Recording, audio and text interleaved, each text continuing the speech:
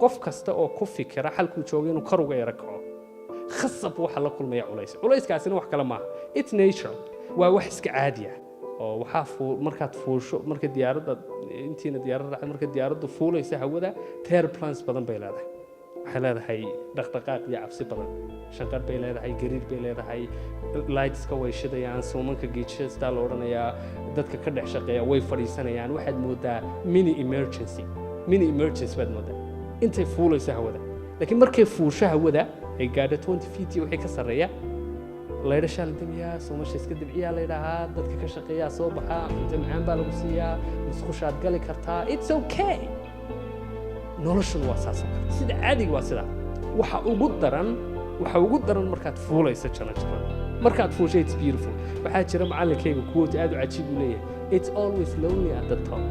but you eat better xagga sare mashquul maba noqoto mashquul ma firaaqo xagga sare waana cidlo laakiin si yaro macaan baad u cunteen cunto yaro fiican baad cuniyo aad ku raaxaysato dadku ma rabaan inay fuulaan fuulidana dadkii ilaahay mushkilad kaga dhigay dee caqabadahan ka warranay waxaa la kulmo qof kastoo isku dayay inuu wuxuun qabsado danihiisa raacdo ama isagu isbedelo ama wax uu isagu bedel isleeyahu karo bedeli karo